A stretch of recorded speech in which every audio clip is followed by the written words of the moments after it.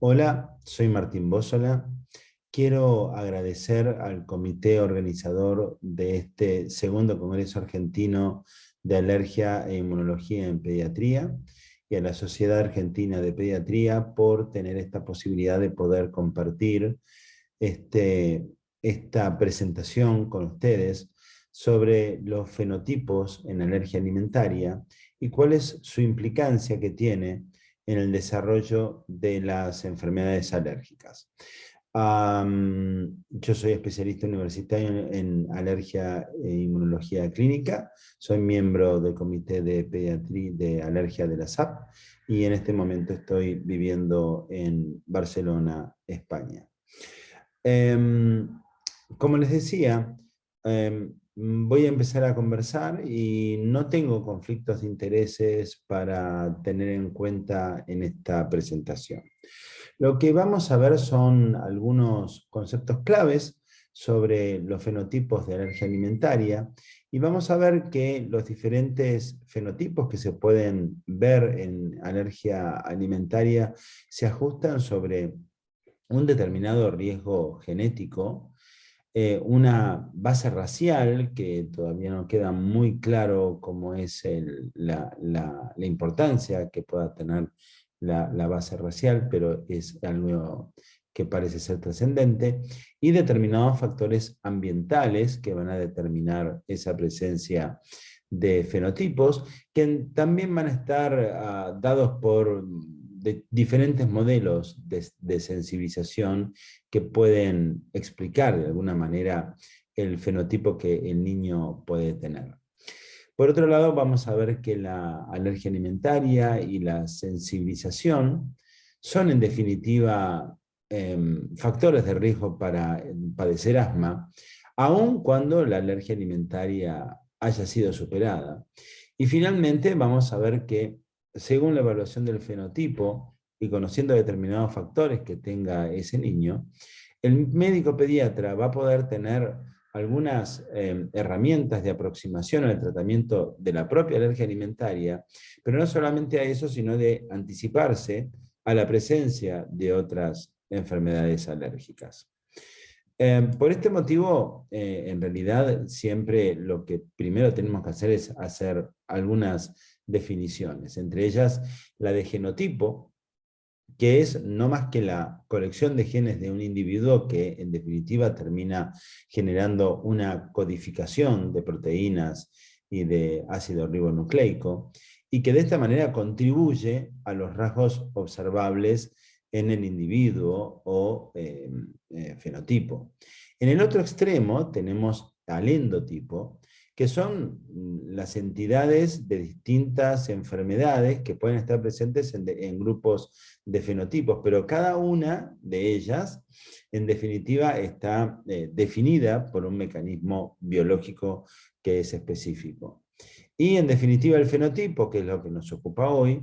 que es la característica observable del individuo y que no tiene relación directa con el proceso, incluyendo la fisiología, los desencadenantes y los procesos inflamatorios. En definitiva, en el caso de la alergia alimentaria, el fenotipo no va a depender solamente de la expresión de lo que pueda llegar a tener el genotipo en sí mismo, sino que el ambiente va a influir fundamentalmente en el desarrollo de este fenotipo, como por ejemplo el alimento. Obviamente que la parte genética también tiene que ver con la raza y otras manifestaciones que puede tener el individuo, como dermatitis atópica, por ejemplo, y cuáles van a ser los factores que de esta manera van a estar influenciando en el desarrollo posterior de otras alergias. De manera que el fenotipo en alergia alimentaria termina estando determinado por múltiples factores que lo van a definir. Siempre la primera pregunta para la expresión de este fenotipo es la herencia. ¿Cuánto tiene de importancia la herencia en el desarrollo de las enfermedades alérgicas o de la alergia alimentaria en particular? Y se sabe que la herencia puede estar dada en más o menos un 15 a un 82% de los casos. Los primeros estudios que fueron realizados para ver la herencia han sido hechos sobre gemelos, como generalmente se estudian determinados tipos de enfermedades que pueden ser poligénicas, se estudian en gemelos y comparando monocigóticos y disigóticos. Sicherer estudió en maní y lo que determinó fue que cuando los gemelos eran monocigóticos tenían un 64% de probabilidades de presentar los dos niños esa alergia al maní, mientras que si eran disigóticos eso se reducía al 6,8%. Otro estudio que se hizo en China, también sobre monocigóticos y disigóticos, en una población bastante mayor, lo que se vio fue que en los monocigóticos tenían un aumento para padecer una alergia a cualquier alimento, pero aparentemente también existía una influencia del ambiente, y que esto lo vamos a tratar un poco más adelante. Por lo tanto, siempre la pregunta que surge es, ¿qué probabilidades hay de que los niños que nacen de padres con antecedentes alérgicos desarrollen una alergia alimentaria? Y en ese sentido, Liu y colaboradores hicieron un estudio sobre 588 blancos caucásicos y encontraron algunos polimorfismos en nucleótidos en determinado tipo de madres. Por ejemplo, encontraron que había 3 locus maternos particulares, uno para cualquier tipo de alergia alimentaria y 2 particularmente para lo que era alergia al huevo. Y por otro lado había 3 locus maternos, pero con dirigidos exclusivamente hacia niños varones. Uno para el maní y 2 para cualquier alimento. Y esto termina siendo muy importante porque, en definitiva, existe una predisposición genética hacia los niños, pero particularmente importante es la herencia materna con dirección a ese niño. Entonces, hay que tener muy en cuenta los antecedentes maternos para ver cómo la genética puede estar influenciando en el desarrollo de la enfermedad de alergia y la alergia alimentaria en particular.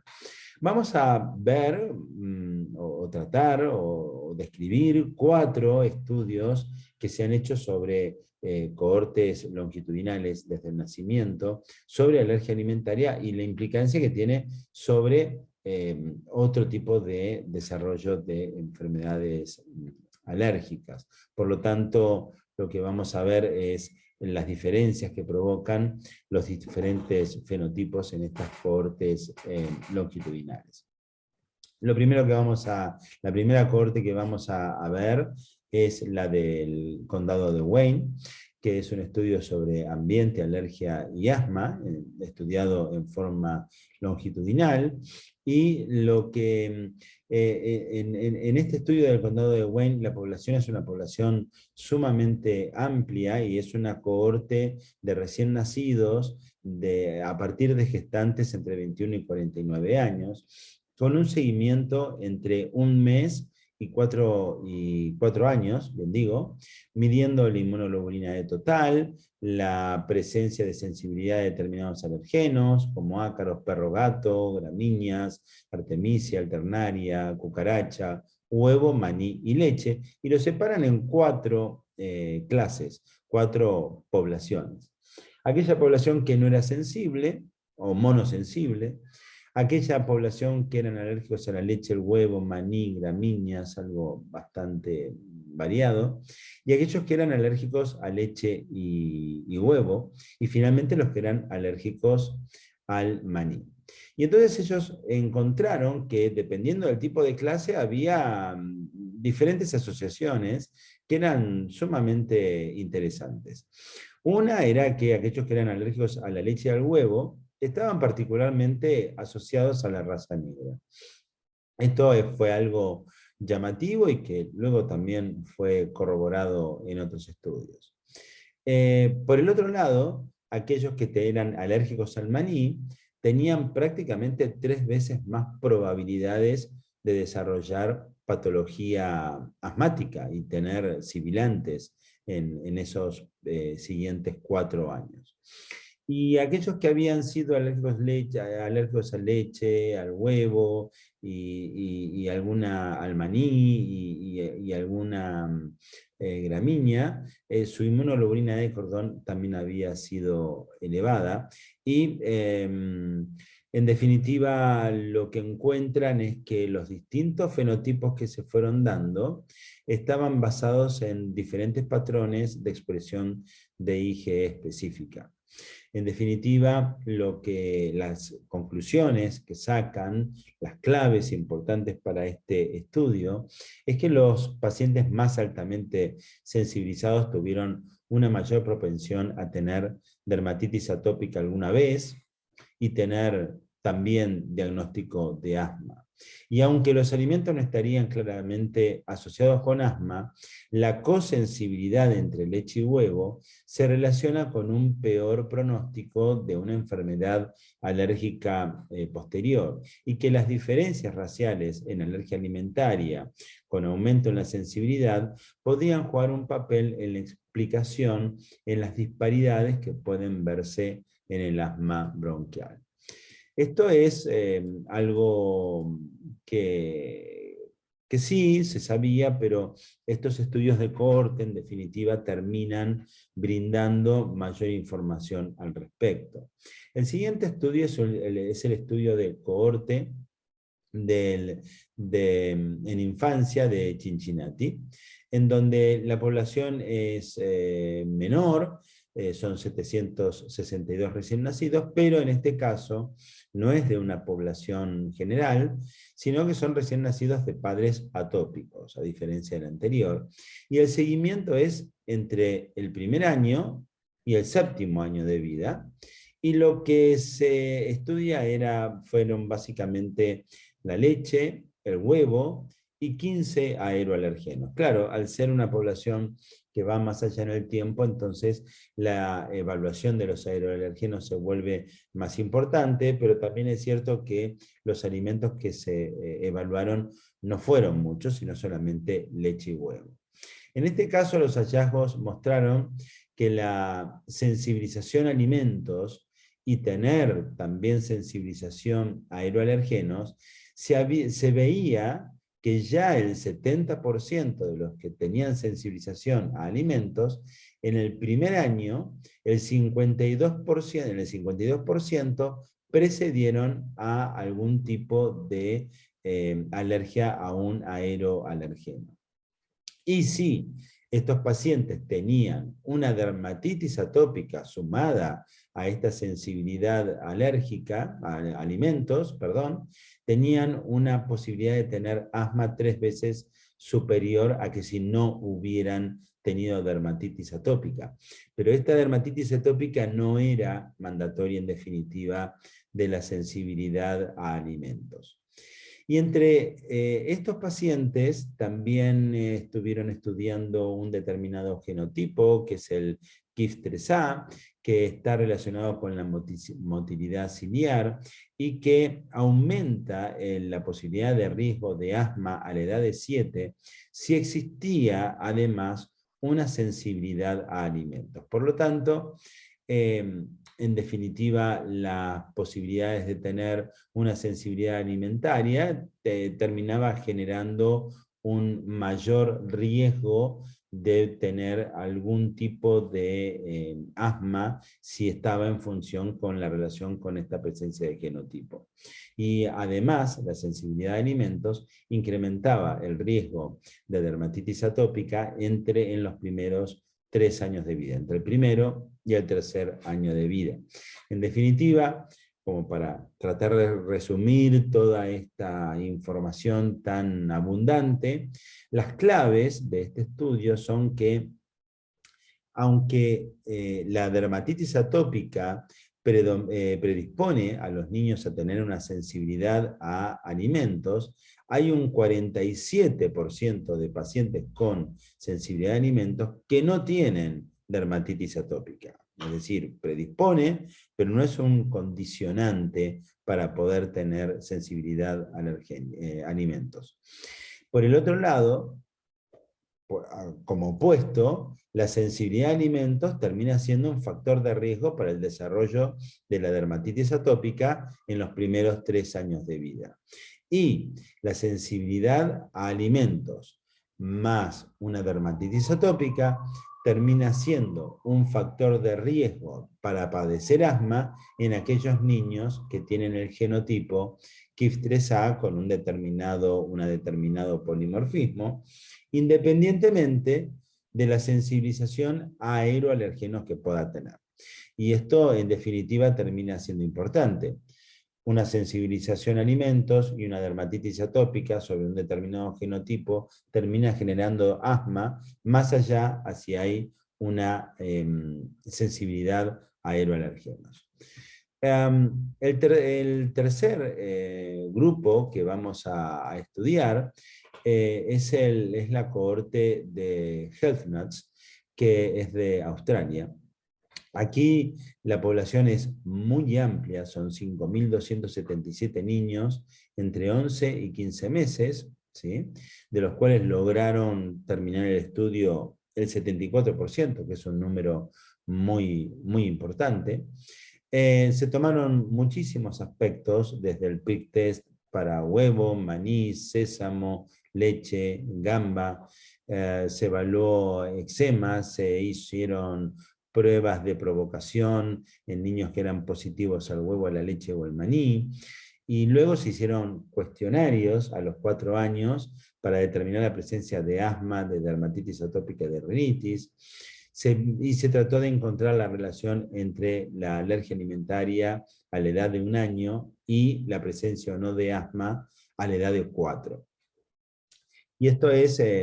interesante porque no solamente estudiaron esto, sino que además vieron determinados aspectos de los padres. Por ejemplo, dónde habían nacido, si habían nacido en Australia o habían nacido fuera de Australia, si eso podía tener algún tipo de importancia o no. Y en definitiva lo que terminan encontrando es que en aquellos pacientes en los cuales los sometieron a una prueba de provocación con alimentos y esta prueba había sido positiva, tenían 2 veces más chances de presentar asma hacia la edad de 4 años. Y de esos pacientes que le dio positivo la prueba de provocación a alimentos, aquellos que tuvieron una prueba de provocación positiva a huevo estaban más relacionados con la presencia de asma. Pero si además tenía 2 alergias alimentarias y además tenía una dermatitis atópica, tenía 3 veces más chances de padecer asma hacia la edad de 4. Y este aumento, en definitiva, lo consideran los autores como el riesgo por la sensibilidad a alimentos. Y entre otras cosas también lo que encontraron fue que como factor predisponente podía estar también la deficiencia de vitamina D. Pero no solamente eso, sino que además estudiaron la posibilidad de el lugar de origen de padecer alergia alimentaria, es decir, dónde habían nacido los padres de estos niños, y lo que encontraron fueron que los padres que habían nacido en regiones de Asia tenían más chances de padecer alergia alimentaria que aquellos que habían nacido en Australia. Entonces, más allá de la insuficiencia de vitamina D como factor de riesgo, pero dependiente también, en definitiva, del origen étnico, aquellos niños que habían tenido alergia alimentaria tenían mayor riesgo de padecer asma a la edad de 4. Pero no solamente que habían tenido alergia alimentaria, sino que lo hubieran superado o no, no importaba. Si tuvieran alergia alimentaria tenían 2 veces más chances de padecer asma a la edad de 4. Y si además eran polialérgicos a alimentos y además tenían una dermatitis atópica, la probabilidad de tener asma bronquial se triplicaba. Esto es realmente importante como para tener en cuenta. Y el último estudio es el estudio Pasteur. Es un estudio en donde se estudia la protección que puede provocar el hecho de vivir en granjas sobre la patología alérgica. Es en definitiva la nueva versión de lo que se consideraba la teoría de la higiene, que en su momento estaba dada por el uso de antibióticos y menor cantidad de infecciones y tal. Pero aquí lo que se trata de buscar es cómo el contacto con determinados con endotoxinas de las granjas, una instalación diferente de microbioma, determinado tipo de probióticos, etcétera, podían traer algún tipo de modificación en la evolutividad de lo que podían tener las enfermedades alérgicas. Y acá la población es una población de 1.038 niños, de embarazadas, de diferentes países, de Austria, de Finlandia, de Francia, Alemania, Suiza, y lo dividen en dos grupos. Un grupo de familias que vivían en granjas y de familias que no vivían en granjas. Y lo que hallaron fue que los pacientes que tenían una dermatitis atópica temprana, antes de los 2 años, estaba asociada con la presencia de alergia alimentaria. Que en aquellos pacientes que vivían en granjas tenían bajos niveles de inmunoglobulina E relacionados con alimentos, por lo tanto tenían menos chances de tener alergia alimentaria que aquellos pacientes que no vivían en las granjas y en definitiva lo que encuentran estos autores es que existen factores ambientales extraordinariamente importantes para determinar los patrones de sensibilidad que tienen estos pacientes referido a la sensibilización a alimentos. Y que por lo tanto, este contacto con el medio ambiente termina teniendo una modificación en la producción de inmunoglobulina E específica. En definitiva, la gran conclusión que tiene este estudio, y que es sumamente importante, es que factores ambientales relacionados con determinados microbioma, endotoxinas, etcétera, pueden alterar los patrones de sensibilización a los alimentos a través de una modificación de la respuesta inmune provocada por el propio ambiente. Es decir, estos pacientes nacen con un determinado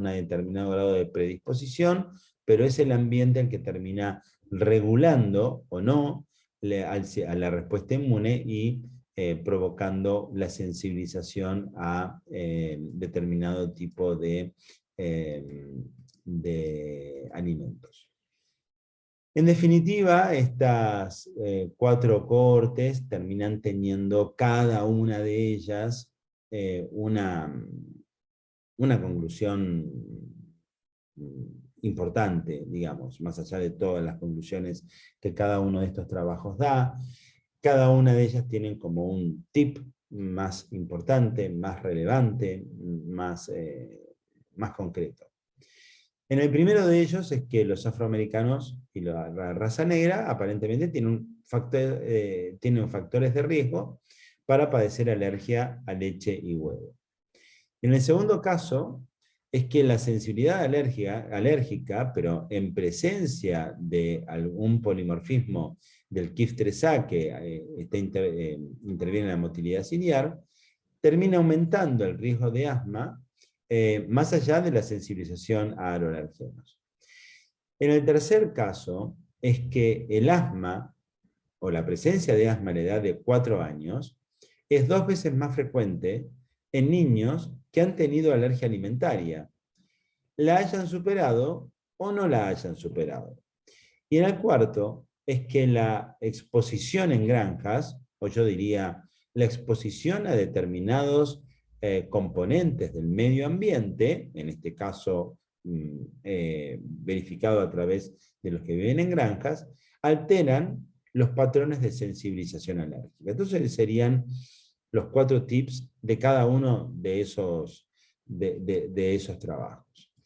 En definitiva, los fenotipos de alergia alimentaria y los determinantes podrían estar dados, bueno, por la genética, como hemos visto, a través de las cuestiones de herencia familiar, de haber padecido alergias en la generación previa, y la presencia, en definitiva, de alelos específicos que pueden expresarse y generar alergia alimentaria.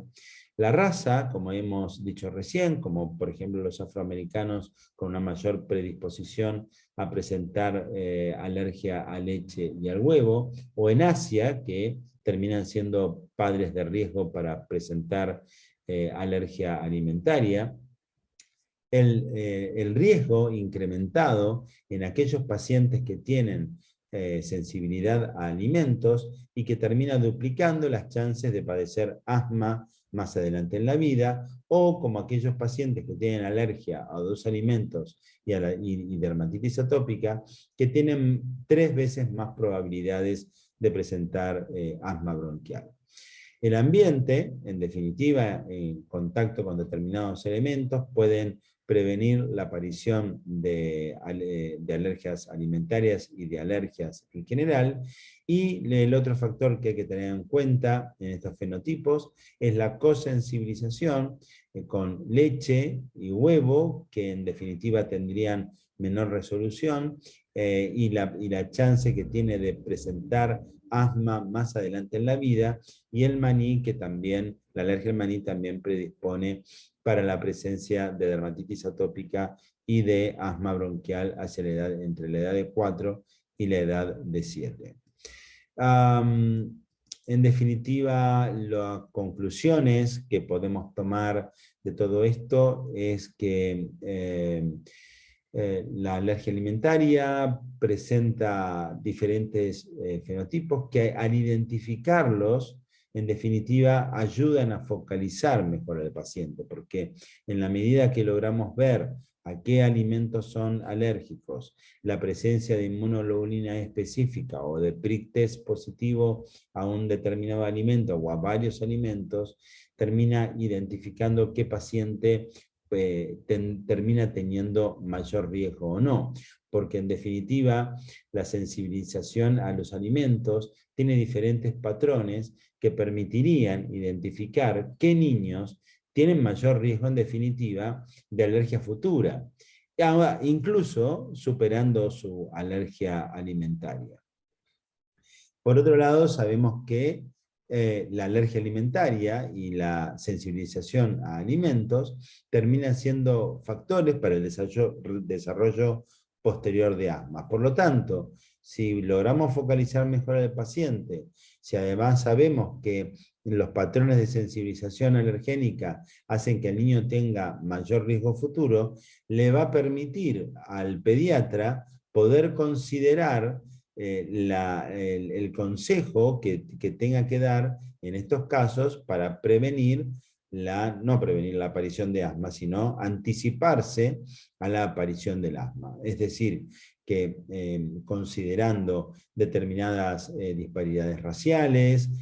haciendo una buena evaluación de los protocolos, en especial para alergia alimentaria, y evaluando bien en las enfermedades alérgicas, se lograría hacer una identificación temprana de factores de riesgo con la sensibilización a alimentos y la dermatitis atópica, y esto puede generar guías de anticipación para los padres para el manejo y el mejor cuidado de sus niños, porque en definitiva